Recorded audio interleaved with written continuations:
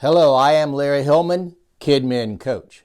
And right now I want to look at a few things that will help the person who's becoming a leader for the first time. Now, how did you become a leader, or why were you promoted to being a leader? Well, most likely it's because you were a great worker. You did the job correctly. You went above and beyond what was expected of you. You showed up early, you stayed late, you were well prepared. You did all the things that were necessary to reach out and touch those kids. All right? You had some priorities, which were, present that lesson, gather everything you need for your object lesson and your props and the story that you have to interact with those kids, to interact with their parents. Those were your priorities. When you step up to leadership, your priorities change.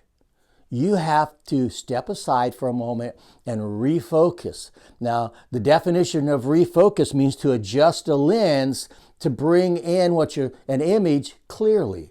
You have to have a clear image of what a leader is. As a leader, your priority is no longer, thinking about preparing the lesson. As a leader, your job and your priorities are to focus on the people who are going to be presenting the lesson. No longer are you looking for props for the object lesson or for your story. Now you're looking for opportunities to help the people under you serve. And as a leader, not only are you looking at the people that you're over, but you're looking at the people that are over you. As a worker, you're primarily just looking to your leader. But as a leader, your priorities go both ways. So what you're looking or observing goes both ways. You have to look at the person that you're serving, but you also have to look at the person who's over you. Because when you're in that position of the person over you, it's your job to serve them. It's your job to make sure that the vision that they have is carried out. And your loyalties always go up to the person above you. If there's ever any secrets that are going to be held back or information held back, it's always information that comes from the person above you down to you. Anything that happens above you, you cannot withhold that secret. In fact, if they tell you, well, I want to tell you this, but you can't tell anybody, well, stop right there. You see, I have a responsibility and a loyalty and an obligation to the person above me to tell them things that are going on in this ministry. So if you don't want them to know, then don't tell me. So that's the obligation above you. The obligation to those that are below you or those that are working with you that you're overseeing is that you need to prepare them the very best you can so that they have success. So get to know them. All right? Spend time with them. Learn what their leadership styles are, even the people above you and the people below you. Learn their leadership styles. Learn what's important to them. Learn their priorities. I worked at one place and the person that I worked for could care less how much it cost. Their thought was, does it make me look good? If it made them look good, we could do it. Then you work other places where it doesn't matter how anybody looks, does it fit into the budget? So learn the priorities of those people above you so that you'll know what to say and how to go about getting the things done that need to be done. Now, when you observe those team members that you are over, observe them. Find out their style of leadership. Give them a pep test or the DISC or the Strength Finders. Find out what their talents are and their gifting. They may be great storytellers. They may be wonderful singers. They may be somebody that can calm a situation down when there's a conflict among the children. Find out what their strengths are and put them in the place where they can best have an impact in your ministry. Interact with those workers. Like I said, get to know them, get to know their habits, get to know their families, get to know their birthdays and anniversaries, and then communicate to them constantly.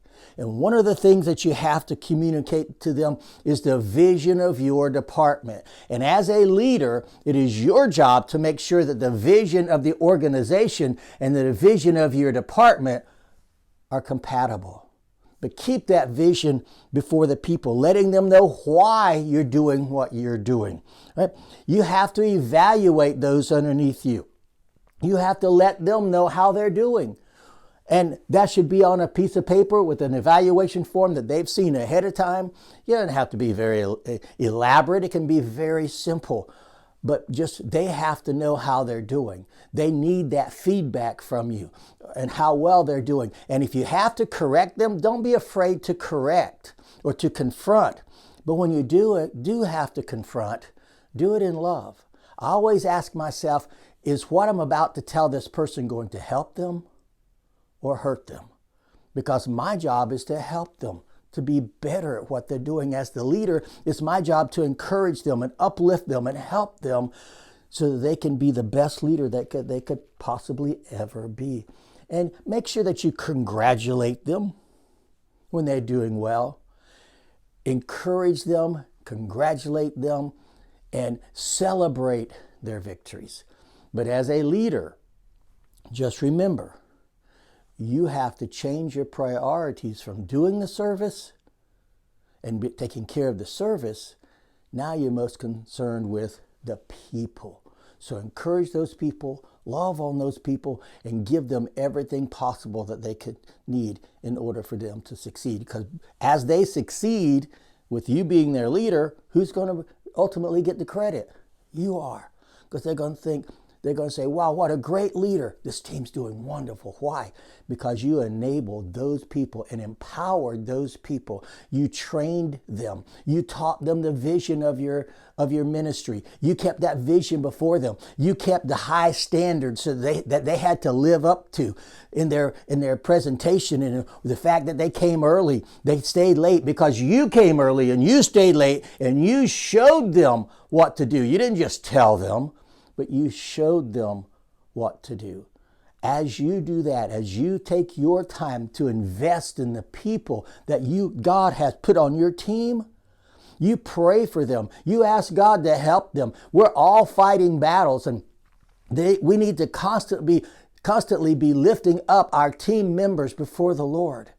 And when they see how invested you are in them, when they see how much you care, you know that old saying, they don't care how much you know till they know how much you care. Show you care. You know, if they do a terrible job, don't lie to them and tell them they did a great job. Go over and tell them, hey, let's talk about that later. Let's see what do you think happened? How did you feel about it? Do you see a way that the next time you do this, you could do it in a better way? Something that would work better? Invest in those people, love on them, take them to a training course, show them videos, tell them blogs that they can go and listen to, tell them podcasts that they can listen to, give them books that they can read, do a book study together as an organization or as a team. Build up those people. That is what a leader does. And then when something goes wrong in your department, take the blame for it. You know, John Maxwell says everything rises or falls on leadership. Take the blame for it. What? I didn't do it. Yeah, but they're on your team. Take the blame for it. It'll come back and help you 100 times more than it'll hurt you. Okay? And if you always blame other people, you're going to be a terrible leader. It's not going to work. So uplift those people and bless them. All right. I am Larry Hillman, Kid Men Coach. If you need some more information, just check me out on my website. God bless you, and we'll see you next time. Bye-bye.